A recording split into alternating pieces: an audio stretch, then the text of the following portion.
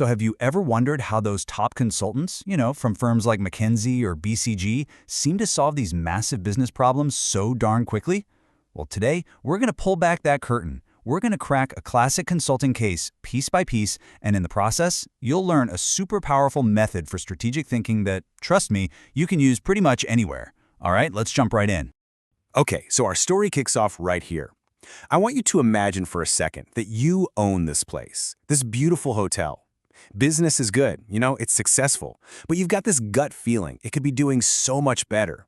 You're basically standing at a financial crossroads, and the very next decision you make, it could either send your profits through the roof or, well, it could really hurt your business. The pressure is definitely on. And this is the big question the owner is wrestling with. To make more money, should I raise the price of every single room from 6,000 rupees to 7,500? Now, on the surface, that sounds pretty straightforward, right? A simple yes or no. But as you're about to see, the best answer, well, it's almost never that simple. All right, here's how we're going to tackle this. First, we'll look at the big question itself. Then we'll structure the problem, dig into the customers and the competition, and finally, we'll get to the consultant's big recommendation. Let's get started. Okay, first things first, a real pro consultant, they never just jump to a conclusion or rely on a gut feeling. Nope. The very first step is always to build a logical structure, what we call a framework.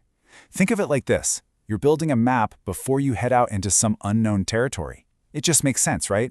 And for a problem like this one, that map almost always begins with this beautifully simple but incredibly powerful equation. Profit is just revenue minus costs. That's it.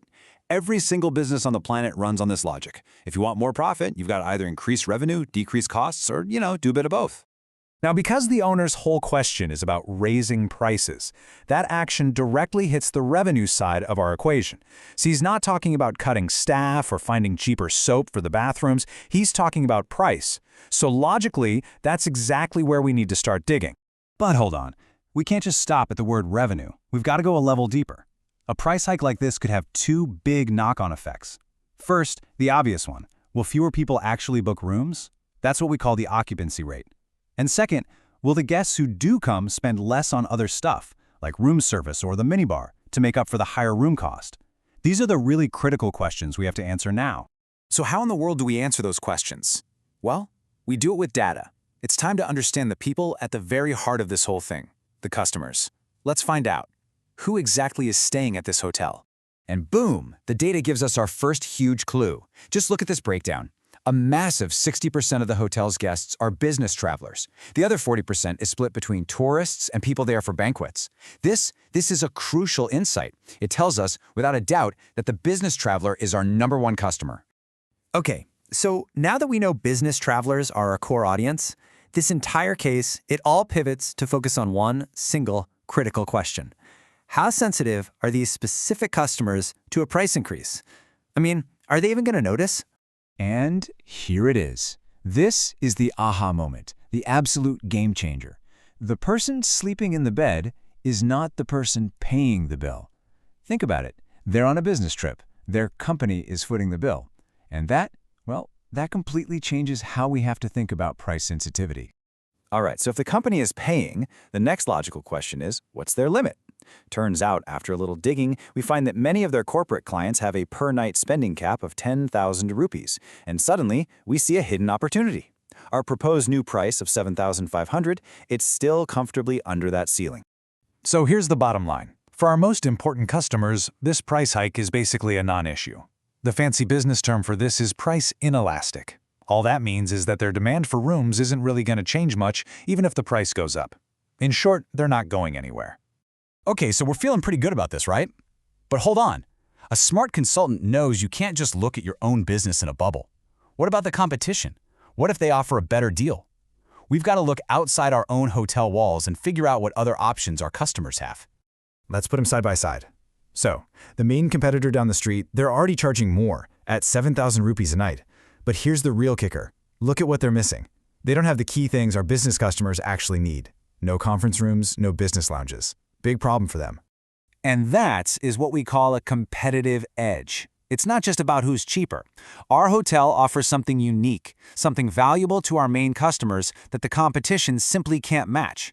This creates what we call stickiness. It makes it really hard for those corporate clients to even think about switching, which makes our position in the market super solid. Okay, let's do a quick recap.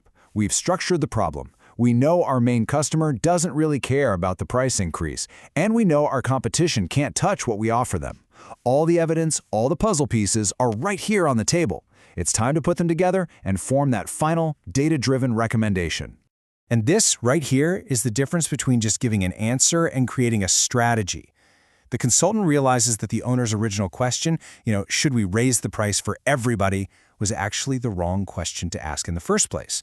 A one-size-fits-all solution is almost always a missed opportunity. So instead of just one blunt price hike, the real recommendation is so much smarter. It's about creating two different tiers. First, you introduce executive suites, specifically for those business travelers. You set a higher price for them, maybe even push it up closer to that 10,000 rupee corporate cap, and justify it with those better facilities. Then you keep the regular rooms at the old 6,000 rupee price for the tourists and other guests who are more price sensitive. You could even offer some group discounts to get more banquet and tourist bookings. See how that works? There's a name for this powerful strategy, and it's called market segmentation. It's really just the art of recognizing that you don't have just one type of customer. You have several different groups. And the real key to unlocking more profit is to tailor your product, your marketing, and yes, your price specifically to each one of those groups. So look, if you take just one thing away from this entire case, please let it be this. The right solution wasn't found by just answering yes or no. It came from a structured process. It came from asking better questions, from breaking a big problem down into smaller, manageable pieces, and most importantly, from deeply, truly understanding who the customers are and what they actually care about. And that leaves us with one final thought for you to chew on. Think about your own work, maybe your projects, or even just your life in general. Where are you applying a one-size-fits-all solution that could really benefit from a closer look? Maybe, just like our hotel owner, the path to a much better outcome doesn't start with a better answer, but with a much better question.